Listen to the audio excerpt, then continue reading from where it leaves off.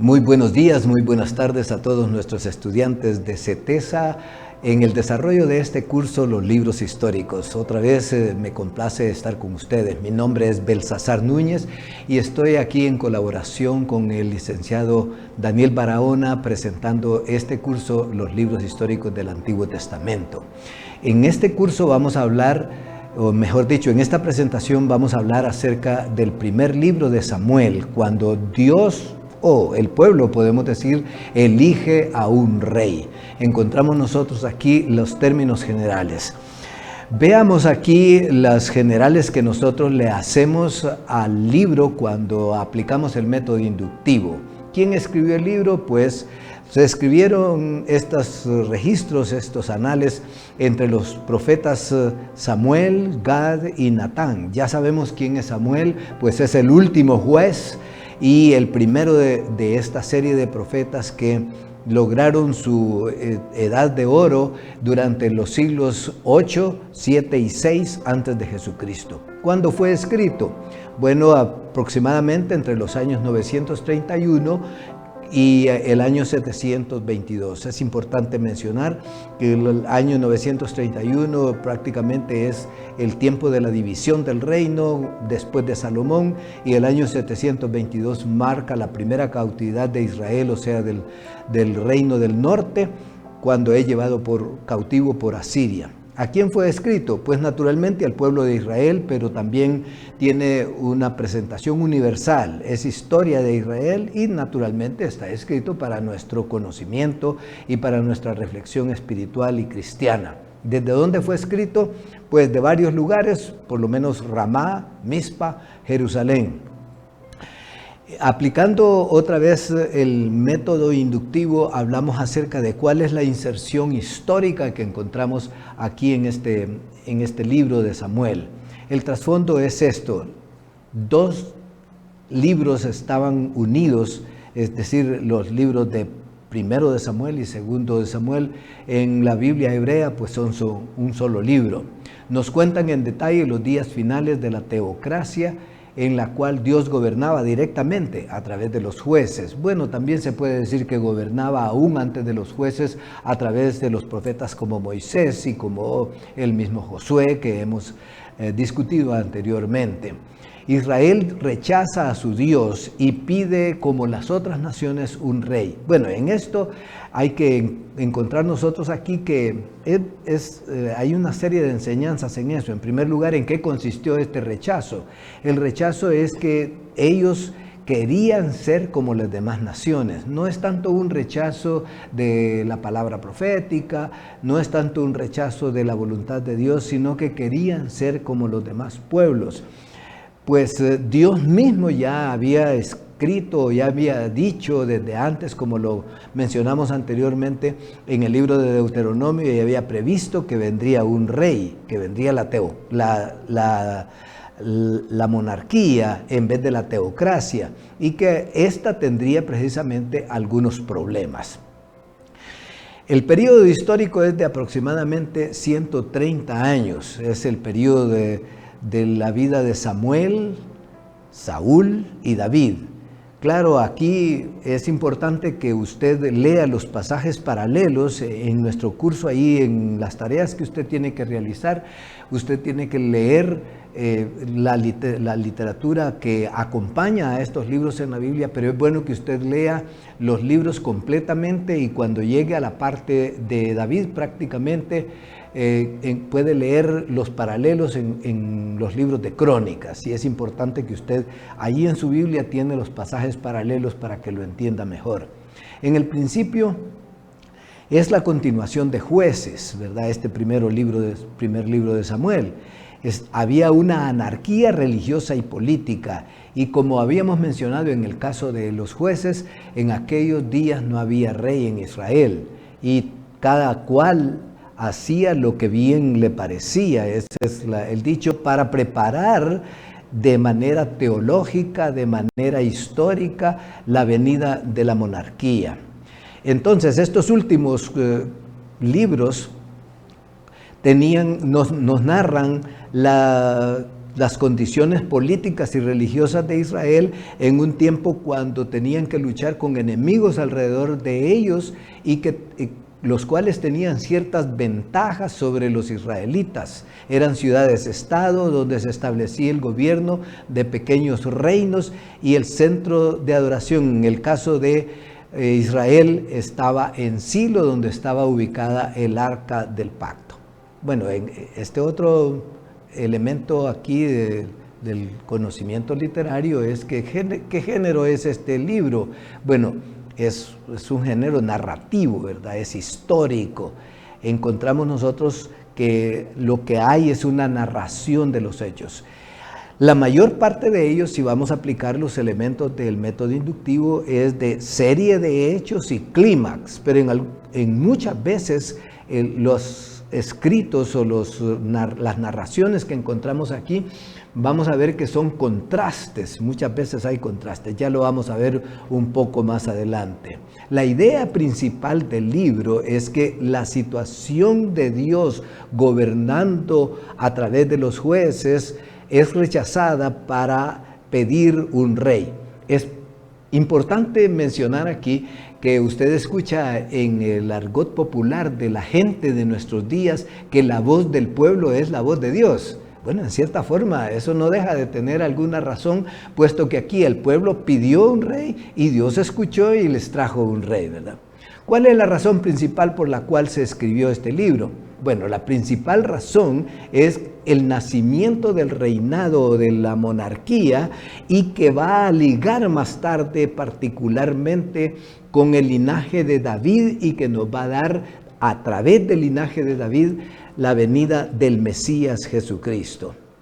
Tenemos la acción además de 3 profetas importantes. Uno de ellos se cree pues que Samuel escribió este libro, pues es el mismo Samuel que es el último juez y el primero de los profetas que establece toda una escuela de profetas y que se ve más desarrollada allá en tiempos más adelante de Eliseo. Pero el otro profeta es Natán y el otro profeta es Gad. Entre ellos interaccionan y escriben, o mejor dicho, relatan estos pasajes que más tarde son puestos por escrito. Usted puede ver estas citas aquí que tenemos marcadas, como por ejemplo en 1 de Samuel 22 y del 1 al 6, 2 de Samuel 24 del 1 al 25 y 1 de Crónicas 29, 29. Es importante mencionar para el conocimiento general de ustedes que estos son libros, por eso decimos primero. Mucha gente dice primera de Samuel, pero no, es primer libro de Samuel o segundo libro de Samuel. Pasemos más adelante aquí. Los temas, ¿cuáles son los temas? Bueno, son el reino, el pacto, el papel del tabernáculo de Jesús, el tabernáculo del desierto, que había estado en el desierto y que ahora es ubicado en Silo. Entonces aquí encontramos ya un adelanto hacia la monarquía establecida con Saúl y que se lleva hasta tiempos de Salomón en el Reino Unido. La cobertura histórica desde el nacimiento de Samuel, aproximadamente en el año 1100 antes de Jesucristo, hasta el fin del reinado de David. El énfasis, pues, es el principio del reino de Israel, la preocupación por el reino y la lealtad de este reino o de los habitantes de este reino al pacto del Señor, como representativa de la presencia de Dios está el arca, ¿verdad? La elección de Jerusalén como la ciudad de David, o sea, la ciudad de Sión, como vamos a ver más tarde. El pacto davídico con sus acentos mesiánicos, el adulterio de David y sus consecuencias, es decir, estas consecuencias que vinieron después como juicio de Dios sobre su familia y también sobre el reino. Aquí enseguida tenemos un cuadro que nos ilustra, o mejor dicho, nos da un bosquejo del contenido del libro de 1 de Samuel y que salta hasta el segundo libro de Samuel.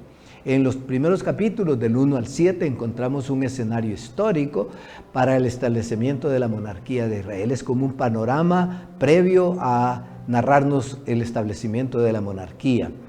Luego viene la monarquía en los capítulos 8 a 12 con Saúl, ¿verdad? Y luego viene el desarrollo de esa monarquía con Saúl y que falla precisamente. Encontramos varios fallos en lo que Dios estaba tratando de decir. Bueno, yo les advertí que la venida de un rey traería ciertos problemas, ciertas dificultades. Los capítulos de 1 de Samuel 16, del 1 hasta el capítulo 2, y siguientes capítulos, allí encontramos hasta el capítulo 5, encontramos el deterioro progresivo del reino de Saúl, y los capítulos ya en 2 de Samuel, del capítulo 5, versículo 6 hasta el capítulo 9, versículo 13, son ya los logros o la mejoría, el cambio, la transformación que vino con la venida del rey David, y que le da a Israel un respiro de todas esas desgracias que había habido antes, pero al mismo tiempo cae en desaciertos también. Luego leemos ya en 2 de Samuel, los capítulos 10 a 20, las debilidades y fracasos de la monarquía de David y las reflexiones finales acerca del reinado de David, que nosotros lo vamos a hacer también aquí a partir de los capítulos 21 a 24. Bien, miremos un poco 1 y 2 de Samuel. Samuel es el nombre del primer profeta, propiamente como dijimos, probablemente el redactor de la mayor parte del libro. Aunque lo tenemos dividido en dos partes, como sucede con Reyes y Crónicas, no se trata de dos libros, sino de un único libro que por su extensión tenía que ser copiado en dos rollos, ¿verdad? Y este es el libro de Samuel prácticamente, 1 y 2 de Samuel. En él encontramos la historia de tres personajes que aglutinan la historia. Ya los mencionamos, ¿verdad? Samuel es el último juez y primer profeta. Saúl, el primer rey de Israel, y David, antes de acceder al trono y convertirse en el segundo rey del Reino Unido. Podríamos dividir los libros de Samuel en las siguientes partes, aunque en sentido general podríamos llamar a 1 de Samuel el libro del rey Saúl y a 2 de Samuel podríamos llamar el libro del rey David. Bien, Samuel, veamos un poco acerca de la persona de Samuel. Ya dijimos que es el último de los jueces, el primero de los profetas, que va a instituir una escuela que va a seguir después desarrollada con Elías y Eliseo y toda la escuela de los profetas que ya mencionamos. En la Tenach es el tercero de los profetas anteriores que incluyen Josué, jueces, Samuel y reyes. En el texto masorético ya dijimos 1 y 2 de Samuel era un solo rollo, ¿verdad? Y así está contemplado en la versión griega, o sea, la versión de los 70. Es el libro que registra la transición entre el liderazgo carismático de los jueces y la monarquía dinástica. Pasamos aquí adelante y hablamos de que se toma el nombre del personaje principal, quien dejó su huella en el resto de la historia de la monarquía. Entonces aquí encontramos, como ya mencionamos, pues el surgimiento de Saúl y David también, que viene más tarde. Fuera de Israel, Samuel es enviado por Dios a ungir a Asael en Siria. Esto es bien interesante también, lo vamos a comentar probablemente más tarde, pero debemos decir aquí que es una de las formas que tiene la Biblia de hablarnos de que Dios no es un Dios solamente de Israel, no es un Dios solo de la tribu de Judá o de alguna de las tribus de Israel, es el Dios del mundo. Pues Él, además de ungir a estos dos reyes, Saúl y David, lo mandó el Señor a ungir a Asael, a Siria, ¿verdad? Allá a Damasco, donde hasta el día de hoy todavía tienen problemas en el Medio Oriente. Podemos comparar a Samuel con Moisés en cuanto a su influencia en la vida de Israel, porque bajo el liderazgo de él se establece el reino davídico, el cual formó no solamente el reino de Israel, sino también su vida religiosa y sus esperanzas proféticas.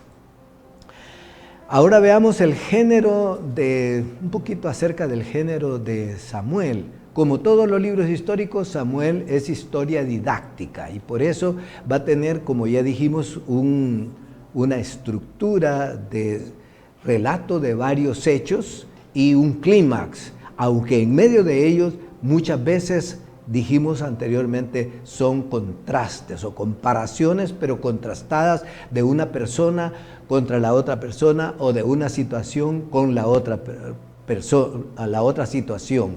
Según la teoría de North, es historia deuteronomista. Bueno, usted ya debe haber leído eso desde la primera semana acerca de lo que es esto de Deuteronomio y de la literatura deuteronomista, que es la idea de que un redactor tardío toma estos principios que están establecidos en el libro de Deuteronomio para aplicarlos aquí también a los libros históricos. Hay que reconocer que la formación de los libros lleva muchos años, que no necesariamente son escritos, editados y publicados o puestos en los rollos en el mismo tiempo que se está llevando a cabo la historia, sino que sin duda fueron puestos en ese orden mucho más tarde. Harrison describe también que los libros de Samuel como historia épica o sea heroica. Hay entonces estas dos ideas, que es historia deuteronomista, es decir, siguiendo los principios de Deuteronomio, y que también es historia épica, o sea, historia de los héroes. Vamos a pasar aquí ahora a ver la estructura general.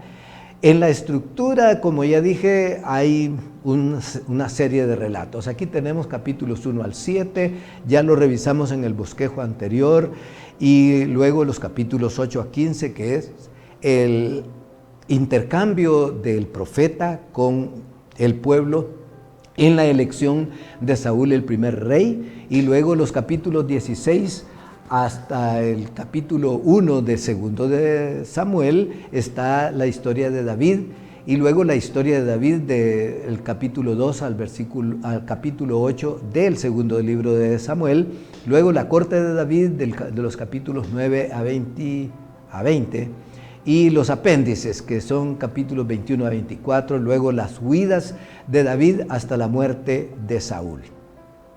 Aquí encontramos otros elementos de estructura. Podemos leer primero de Samuel como una serie de oposiciones o contrastes escalonados.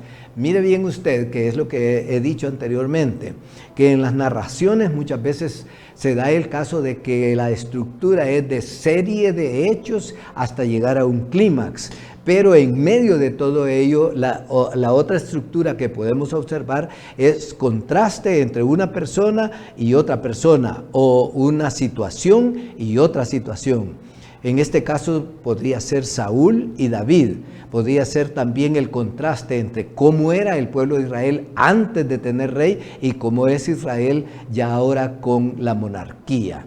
Al mismo tiempo, hay un enemigo común contra el cual tanto Samuel, Saúl y David pelearon conjuntamente, que son los filisteos. Bien, ¿quiénes son los filisteos? Aquí podemos ubicar a los filisteos en estas familias de Misraim que se mencionan ya en la distribución de los pueblos en el capítulo 10 de Génesis. A eso hay que ir un poco atrás en los anales registrados en Génesis, porque Génesis recoge mucho resumen.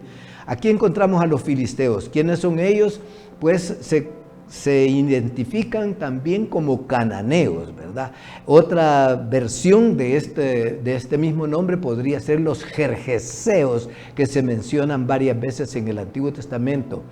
Encontramos pues que en medio de todo este concurso de naciones, los filisteos vienen de la distribución de Cam como hijo de Noé. Y así encontramos aquí la ubicación, como la vemos en este cuadro sinóptico, de dónde vienen esos tres grandes ramales de poblaciones humanas que descienden de Sem, Cam y Jafet. En este caso, los filisteos de los que estamos hablando de que son descendientes de Cam. Bien, pasamos aquí rápidamente estos mapas que nos ayudan a identificar la acción de los filisteos peleando contra Israel. En primer lugar, vemos que estos se identifican como las tribus del mar o los pueblos del mar. Y usted puede ver en este mapa cómo están precisamente en lo que hasta el día de hoy es la franja de Gaza, que está bien próxima, o sea que son son playas, o sea, los lugares pegados al mar. ¿Qué importancia tiene eso? Bueno, en primer lugar, es uno de los pueblos que Dios no desterró, o mejor dicho, que los mismos israelitas no lograron expulsar de la tierra. Los filisteos es parte de lo que se conoce como la gente del mar, dice aquí, son descendientes de Casluhín, nieto de Cam, hijo de Noé, como ya dijimos, se describe en el capítulo 10, versículo 14 del libro de Génesis. Dice que Abraham moró en la tierra de los filisteos muchos días en Génesis, y estaban muy activos en el periodo de los jueces, como miramos. Regresando al libro de los jueces, encontramos que uno de los campeones contra los filisteos precisamente fue Sansón y Gedeón. Bueno, Gedeón más con los madianitas, pero Sansón es el que más fuertemente lucha contra los filisteos. Son enemigos de Israel durante todo este tiempo de Saúl y David, y aquí precisamente es donde sale la famosa historia, la gran leyenda de cuando David mata al gigante Goliat, que es de los filisteos, ¿verdad? Son conquistados estos filisteos por el imperio asirio aproximadamente en el año 932 antes de Jesucristo. Jeremías los menciona en 47:4 de su libro y profetiza la destrucción total de los filisteos. Zacarías también lo menciona en 9:6, profetiza también la destrucción de los filisteos. Enseguida tenemos un cuadro sinóptico de las batallas de Israel contra los filisteos. Aquí tenemos el resumen de esas guerras. En el capítulo 4, versículos 1 a 11, tenemos la batalla de Afec. Aquí tenemos que el arca fue capturada por los filisteos y fue robada pues y llevada a su campamento, a su ciudad. En aquel tiempo las ciudades eran algunas amuralladas y otras eran campamentos y moraban en tiendas. Entonces usted recuerda lo que sucedió pues con el tiempo del sacerdote Elí, y dice que 30,000 israelitas murieron. Es una batalla fracasada. La segunda batalla es la de Mizpa, la encontramos en los capítulos 7, 5 hasta el capítulo 14 y Jueces también capítulo 13 y versículo 1. Esta batalla en Mizpa es diferente porque aquí salen victoriosos los hijos de Israel al fin de 40 años de estar sometidos a los filisteos. Muchas ciudades fueron capturadas y restauradas por Israel. Y la tercera es la batalla de Micmas. Israel sale victorioso nuevamente, pero porque hay confusión, que Dios causa esta batalla, pues es una batalla en la cual Dios interviene de una forma milagrosa, trayendo confusión en medio de las filas de los filisteos. Aquí rápidamente vamos a pasar los mapas que nos hablan del recorrido del arca. En primer lugar, el arca, usted ve que el arca estaba aquí en Silo y que ahora es llevada hasta aquí. ¿Recuerda usted esta batalla en donde todavía existe este nombre de Ebenezer, que significa hasta aquí nos ayudó el Señor? Porque el Señor los iba guiando en la batalla, pero aquí pierden la batalla. Luego aquí tenemos entonces la batalla de Afec, y el arca es capturada y llevada nuevamente a su campamento. Dios trae plagas. Algunos, pues, como vamos a ver un poquito más tarde, identifican que esto probablemente haber sido algo como la plaga bubónica, por las características de asociarse con la piel, con tumores y particularmente la acción de las ratas en la población. Aquí encontramos en este siguiente mapa el circuito de Samuel. Encontramos pues cuáles son los círculos, o mejor dicho, el círculo en donde se desempeña Samuel asistiendo a Saúl en su primer periodo de su reinado, y encontramos pues las ciudades de Samuel en donde estuvo ubicado y en donde estuvo ministrando. Luego encontramos un mapa siguiente que nos muestra el reinado de Saúl. No vamos a hacer mucho énfasis en esto, pero es importante asociar las lecturas que tenemos en este Primero de Reyes, los primeros capítulos, y relacionarlos con la geografía bíblica. En la siguiente tenemos las huidas de David. Hay que acordarse que David fue fugitivo, o sea, bueno, sí, en cierta forma fugitivo, porque Saúl lo buscaba para matarlo después de que había sido su amigo. Lo hizo su yerno porque le dio a Mical, su hija, para que se casara con él. Y luego, aunque tuvo otras mujeres, dejó a Mical por ahí a un lado y por decir así, tuvo que casarse con otra mujer y anduvo huyendo aún en medio de los filisteos. Eso es interesante.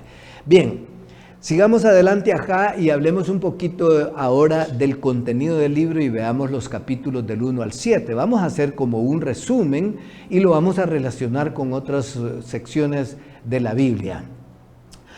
Dice que el nacimiento de Samuel cabe dentro de las historias de las mujeres estériles. Y aquí podemos ver el caso de Ruth y podemos ver historias como esa en muchos otros casos, como en el caso de Rebeca, el caso de Sara, en donde la mujer es estéril y esta esterilidad era tenida entre los hebreos como una maldición de Dios, como algo que Dios no estaba en favor de ellos. Entonces, ahora veamos algunas lecciones que aprendemos de esto. En el surgimiento de Samuel, en los primeros capítulos de este primer libro de Samuel, encontramos que dice la palabra de Dios que en aquel tiempo escaseaba la palabra de Jehová y que no había profeta quien orientara a los hijos de Israel. El centro de adoración estaba en el tabernáculo que había sido traído desde el desierto hasta que se habían instalado en la tierra, pero que ahora lo habían ubicado en el territorio de Efraín. Ahí lo tenemos en 1:3. Allí estaba un sacerdote que es el que nos enseña varias lecciones. Es el sacerdote Elí. Aquí se supone, o mejor dicho, es nuestro entendimiento, que era el sumo sacerdote y que tenía otros sacerdotes como parte de su equipo de trabajo juntamente con los levitas que realizaban los sacrificios y, por supuesto, como lo hacía Moisés, entraba una vez al año al lugar santísimo en el tabernáculo para ofrecer la sangre del famoso día de expiación. Aquí aprendemos algunas cosas. Samuel surge en un tiempo de crisis, en un tiempo cuando escasea la palabra del Señor. Elí, por su parte, aunque es el sumo sacerdote, es un personaje que no logra asimilar la disciplina que debe de caracterizarlo como sacerdote y es indisciplinado, no instruye bien a sus hijos. Lo que sobresale aquí son unas tres cosas o elementos importantes. En primer lugar, que no instruye bien a sus hijos y que sus hijos son perversos. En segundo lugar, que no era disciplinado aún en su dieta porque dice que era bastante grueso. Es decir, que era bastante gordo. En ese tiempo la gente pensaba que la gordura era bienestar, que era como la gran bendición de tener abundancia de vida, sin saber, claro, hoy lo sabemos por el adelanto de la ciencia y la tecnología, que no es estar saludable cuando estamos gordos. Y un tercer elemento es que no entiende bien todavía el papel del profeta Samuel hasta que poco a poco va entendiéndolo. El voto de Ana está de acuerdo con esta idea que está plasmada en el libro de Éxodo y que aparece en el versículo 11 del capítulo 1 de consagrar a algunos de los hijos de Israel como nazareos o como nazarenos.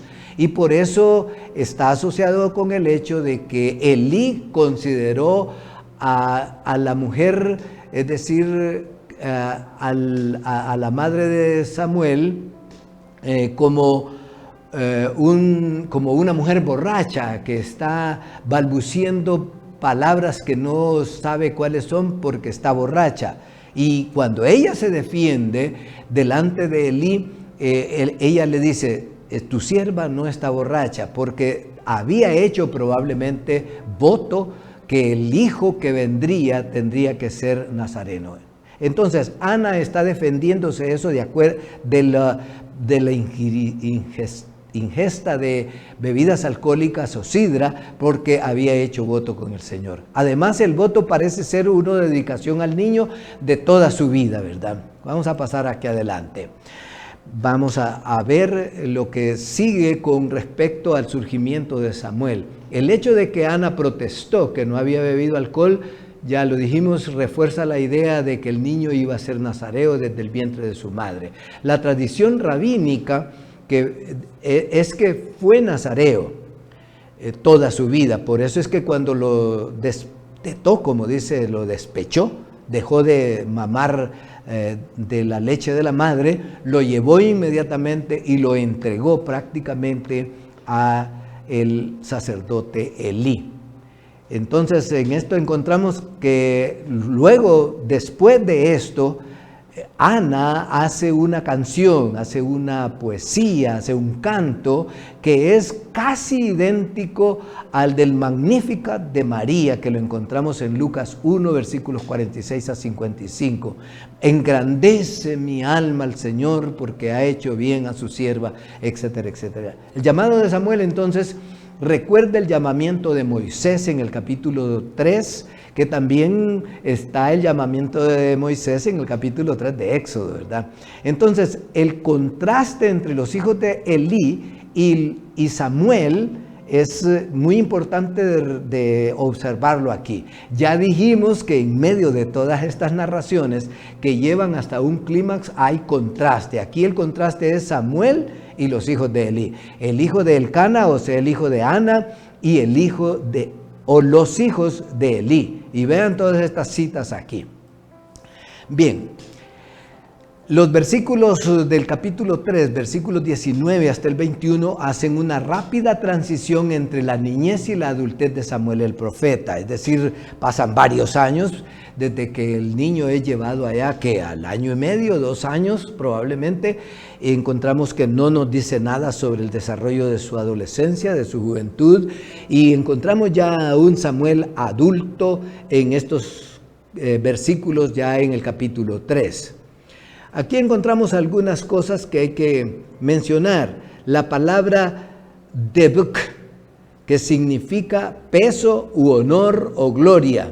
La raíz de este vocablo significa peso, que identifican a Elí. Es como un juego de palabras, ¿verdad?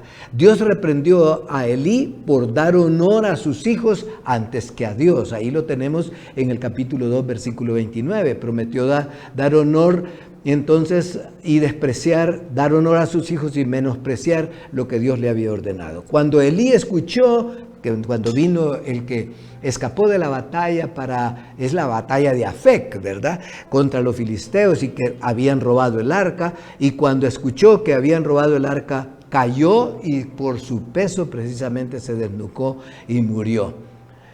De esa manera viene otro personaje a ilustrarnos la enseñanza, podríamos decir, espiritual de este hecho. Dios nos está llamando aquí a honrarlo a Él en vez de honrarnos a nosotros o a nuestros hijos, ¿verdad? Nombraron a su nieto y cabod, o decir, no más honor a mi familia. Aunque ahora en la posmodernidad hablamos de que hay que darle honor a la familia. No estamos hablando aquí nada en contra de eso. El problema es poner la familia antes que a Dios. Veamos ahora los siguientes elementos que identifican a este contraste de Elí con Samuel, o mejor dicho, de Samuel con la familia de Elí. Algunos identifican la enfermedad que afligió a los filisteos con la peste bubónica por sus síntomas asociados con las ratas.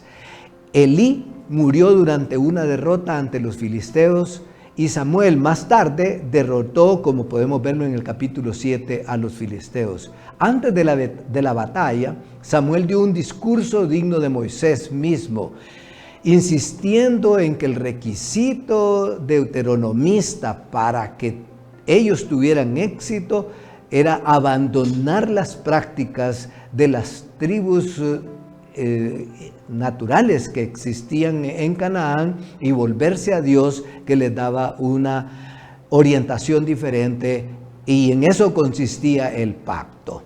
El texto identifica a Elí y a Samuel como los que juzgaron a Israel. Ahí lo tenemos en 4:18 y 7:15.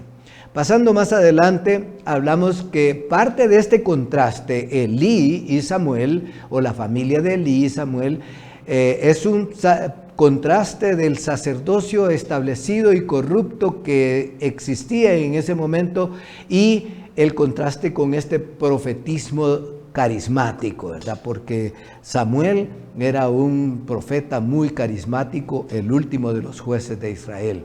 Más adelante, en la edad de oro de los profetas, ellos tendrían una función de reformar y avivar las instituciones religiosas y políticas que habían decaído.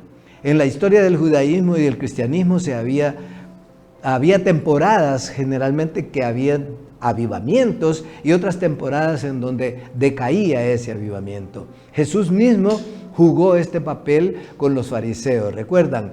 Los fariseos, los saduceos, esa estructura religiosa y política estaba en decadencia. La gente se disgregaba porque no conocía la ley, porque desconocían cuál es la voluntad de Dios, y a eso Jesucristo aparece enseñando la palabra de Dios con autoridad. El lema de los que promueven los avivamientos es: obedecer vale más que los sacrificios. Aquí este principio es bien importante hasta el día de hoy. Dios no quiere simplemente una religión. Dios no quiere solamente chivos ofrecidos en sacrificio, o quiere nuestras ofrendas, a pesar de que nosotros siempre promovemos ofrendas para nuestros proyectos. Pero si esa ofrenda no va acompañada de una actitud de adoración y de rendición y de voluntad humana para cumplir la ley del Señor, Él no quiere ese tipo de adoración. Se convierte eso en una religión falsa, en una religión hipócrita, en una religión solamente de ritos y de actuaciones que no llenan las intenciones o las demandas de Dios. Al seguir aquí adelante, la única mancha de reputación que Samuel se le juzga entonces en este contraste con Elí y Samuel es que desgraciadamente sus hijos tampoco siguieron en la voluntad de Dios. El mal camino de los hijos de Samuel fue la causa inmediata de la petición de un rey. Fíjese bien que aquí tenemos esta enseñanza espiritual. Veámosla aquí claramente, es decir, cuando hay decadencia de la orientación de cómo vivir en paz con Dios y conforme a su voluntad, entonces Dios va a levantar una estructura diferente, en este caso la monarquía. A través de esta sección hay una ambivalencia entre lo bueno y lo malo de tener rey.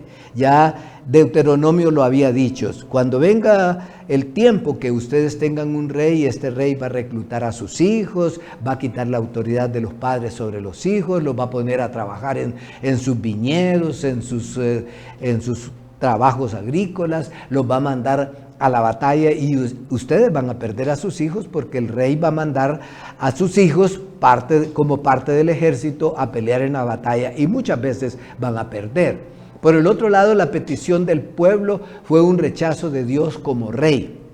Bien, como dijimos, aquí hay una ambivalencia. Muchas veces, por eso es que mencionaba anteriormente que cuando, a pesar de que la voz de Dios, la voz del pueblo refleja mucho de lo que es la voluntad de Dios, a la vez tenemos que tener cuidado de que en nuestra petición de hacer algo, tal vez para avanzar, porque en este caso ellos tenían tanta anarquía que necesitaban un orden político, judicial, pero a la vez significaba el rechazo de Dios. Al seguir adelante aquí entonces, los críticos de estas fuentes detectan diferentes fuentes de escritura, ¿verdad? Y que están en oposición hace el relato de una manera y el otro lo hace enfocando en otra manera. Sin embargo, no es necesario inventar fuentes contradictorias, porque el texto quiere presentar una tensión entre lo bueno y el peligro de tener un rey, de tener esta estructura política. Parte del problema podría haber sido la motivación del pueblo para ser igual a las otras naciones. Aquí naciones es etnias, grupos tribales, grupos étnicos, grupos que hablaban un solo lenguaje y que en este caso eran paganos y que más tarde influyen precisamente en la conducta del pueblo de Israel. También en la elección de Saúl se enfatizaron sus características físicas más que el carácter espiritual del rey. Entonces hay que ver estas partes que ahora podemos ver como enseñanzas espirituales.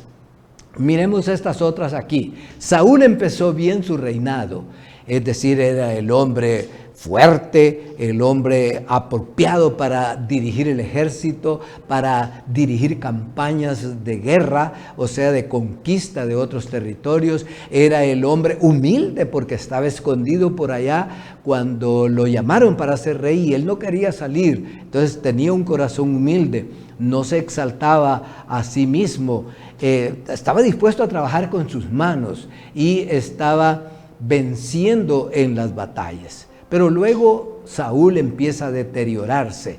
Ya desde el capítulo 13 del primer libro de Samuel encontramos que el ejército se le desbandaba, que los soldados empezaban a irse porque aunque estaba esperando al profeta Samuel para ofrecer el holocausto y no llegaba, tomó la atribución del sacerdote o del profeta en este caso para ofrecer el sacrificio, a lo cual le reclamó Samuel y le dijo: locamente has hecho, ¿verdad? Asume entonces un papel que no le corresponde. Y luego ya en el capítulo 15, cuando Dios le ordena la destrucción total de Amalec, no destruye totalmente a los amalecitas, sino que perdona lo mejor del ganado y perdona al mismo rey, cosa que Dios no le había ordenado. Ahora, aquí vemos una lección importante. La gente que lee la Biblia y que no entiende el mensaje en el trasfondo, en el fondo del libro, se pregunta: ¿por qué Dios permite la destrucción de estos pueblos? Manda a matar. Es inconcebible de Dios. Bueno, aquí hay una enseñanza que solamente la podemos dirimir de manera teológica. Hay que entender la teología. La teología es esta: Dios no tiene transigencia con sus enemigos. Y el enemigo representado en estas tribus paganas que adoraban otras deidades es Satanás. Dios no puede perdonar a Satanás ni todo lo que él hace. En segundo lugar, encontramos que la lección que aprendemos aquí es que hay la necesidad de obedecer las órdenes del Señor tal como se han dado, como se han explicado. Y Saúl en ese caso desobedeció porque solo hizo en parte lo que Dios le había dado. Sigamos aquí adelante, veamos ahora estas lecciones que nos sirven para poder entender mejor el libro.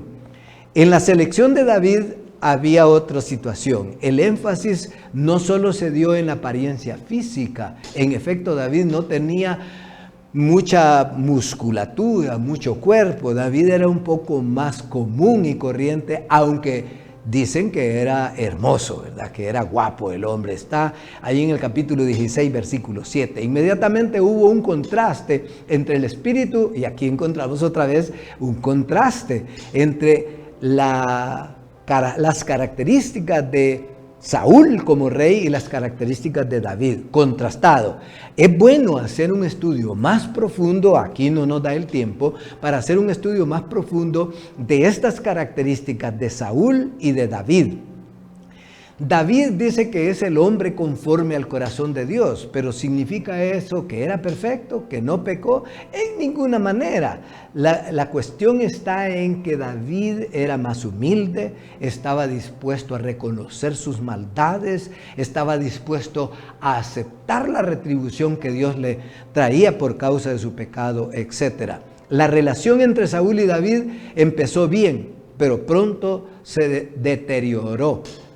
Bueno, precisamente porque Saúl se dio cuenta, no dice la Escritura si él se dio cuenta directamente que Samuel había ungido ya a David cuando él lo llamó como arpero, como arpista, como el que lo entretenía en aquellos momentos cuando un espíritu de parte del Señor, dice, acosaba a Saúl.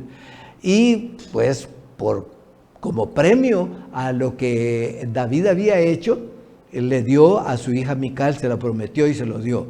Saúl lo consideró entonces un enemigo suplantador y que él estaba queriendo el reino. Probablemente en este momento Saúl no se daba cuenta que en realidad era la voluntad de Dios que David reinara.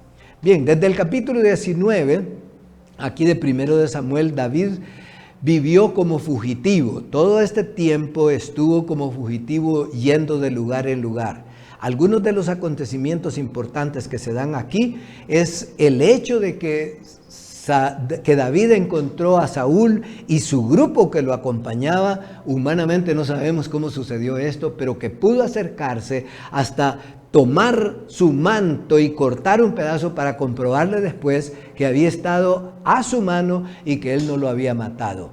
Es importante mencionar que en la cultura, en todas estas culturas antiguas, no solamente la de Israel, los reinados, los poderes políticos se daban conquistándolos a través de las guerras, y que una vez que llegaban al poder eliminaban a todos los enemigos, y era eliminación de muerte, ¿verdad? No era marginamiento.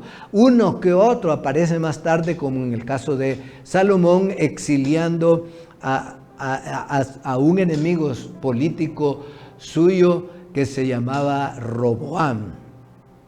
Entonces, aquí encontramos pues que el premio de Saúl para con David vino después, aunque todo este tiempo estuvo huyendo de Saúl. Primero de Samuel termina con la muerte de Saúl y Jonatán en una batalla contra los filisteos. Aquí vamos terminando lo que es primero de Samuel y aprendemos algunas lecciones. Ahora veamos ahora estas lecciones. Ana es un ejemplo de fe, esperanza y convicción. Oró por Samuel antes de nacer y sucedió lo humanamente imposible porque era estéril. Número 2. Si los padres no nos esmeramos intencionalmente en transmitir los valores a los hijos, estos se van a perder. Número 3. Ambos, Elí y Samuel, se dedicaron más a la obra de Dios que a su familia. Ojo, hoy hablamos de la importancia de obedecer a Dios, de hacer la obra de Dios, pero no podemos descuidar a nuestra familia. Si en el nombre de Dios estamos ocupados en el ministerio, en la predicación, en las misiones, en hacer cosas buenas, pero descuidamos nuestra familia, seguro que la familia no va a seguir en nuestros mismos pasos. Cuarto, la familia de Elí era indisciplinada, a juzgar por el exceso de peso de su padre. Sin duda, si él era gordo, probablemente sus hijos también eran gordos. Otras lecciones: el carácter de los reyes es relatado como un contraste, ya lo dijimos. Saúl es humilde al principio, pero se llenó de soberbia al final. Aquí hay un gran contraste. No comprendió él y deliberadamente, pues, hizo lo contrario a lo que Dios le había dado y recibió la ira de Dios al no cumplir estrictamente lo que Dios le mandó. Agotó la paciencia y la humildad cuando no aguantó a que Samuel llegara para que el ejército no se le disgregara. Lo tenemos en el capítulo 13. Y había perdido la confianza del pueblo. Lo tenemos ahí también en el capítulo 13, versículos 8 y 10, en donde la gente ya no confiaba en él. ¿Qué aprendemos de esto? Del liderazgo. Tenemos que mantener a nuestros seguidores cerca de nosotros y que sigan creyendo en nosotros. Y violó deliberadamente el pacto que había hecho con Dios, porque consultó directamente a una pitonisa para querer saber cuál era la voluntad de Dios, y como se lo dijo el mismo supuestamente el profeta Samuel, aunque de eso no estamos seguros y yo creo que no, sino que este espíritu que salió le dijo, si Dios te ha abandonado, ¿por qué sigues insistiendo en buscar su dirección? Y se llenó de envidia contra David. David, en cambio, es el hombre conforme al corazón de Dios. Fue perseguido por Saúl y demostró su lealtad. Y aquí hay una lección importante que aprender. Las autoridades hay que respetarlas, aunque sean malas. Podemos nosotros estar en oposición a la autoridad, pero no irrespetarlas, porque se puede estar en oposición, se puede estar en un criterio diferente del de nuestras autoridades, pero sin irrespetarlas. Cuando pecó, se arrepintió, se fue contrito y humillado, y uno de los escritos o cantos que escribió es el Salmo 91. Contra ti solo he pecado y he hecho lo malo delante de tus ojos. Lávame con hisopo y seré emblanquecido. Y le pide al Señor que lo perdone y que lo restaure la aflicción que hay en sus huesos. Respetó las instituciones religiosas. No se sabe de David que estuvo en contra de Gad y de Natán porque le señaló su pecado. Además de eso, la estructura política, o sea, esta estructura en el suelo palestino, según el relato bíblico en 2 de Samuel 5, organizó el gobierno sin roces ni conflictos. Es decir, lo que había dejado Saúl era más o menos primigenio en la organización del gobierno, pero es David quien organiza el gobierno. Y bajo su gobierno, Israel pasó de reino prácticamente a un imperio, convirtiendo a otros pueblos de estos que combatieron los mismos jueces, y Saúl anteriormente los convirtió en vasallos de ellos. Estas son las lecciones que aprendemos. David también tuvo muchos éxitos militares, mantuvo unidas a las dos facciones. Como vamos a ver esto enseguida, no vamos a hacer muchos detalles aquí, pero es interesante que David fue declarado rey en Hebrón y solo reinó para la tribu de Judá. En tanto que se llevaba a cabo esto, otra persona fue declarada rey del resto de Israel, pero él logró después, por decir así, deshacer la estructura que había sido hecha por el resto de Israel y aglutinar a todo el pueblo. Con todo lo anterior, la Biblia permanece como la palabra inspirada porque no tapa, no pasa por alto los pecados de la gente, no idealiza a los seres humanos. Lo anterior nos hace pensar que el pueblo gozaba de la más importante sustancia de su vida porque sus viñas no eran arrasadas, porque sus casas no eran atacadas, porque no había guerra, porque David logró el control de todo el territorio y que las tribus vecinas no los atacaran más. No perdían a sus hijos en el ejército en la guerra porque durante el tiempo de David no hubo guerras. Si lo hubo fue al principio, pero durante todo su reinado, que creo que era de 40 años, no hubo sino seguridad en la tierra, tenían sus alimentos, tenían probablemente muchos elementos de salud y provisión, y había abundancia y satisfacción del pueblo. Esto es bien importante para cuando llegamos al Nuevo Testamento, en donde a Jesús lo proclaman Jesús, hijo de David. Salomón era hijo de papá y mamá. Su gobierno, a pesar de conseguir todo el apoyo de Dios, fue oneroso para el pueblo, especialmente en la suntuosidad de su palacio, como lo vemos que dedicó más tiempo a su palacio que al mismo templo del Señor, y levantó onerosamente los impuestos. El perfil de liderazgo de cada uno merece un estudio aparte. Bien, aquí terminamos nuestra clase. Que Dios les bendiga y los espero en nuestra siguiente exposición.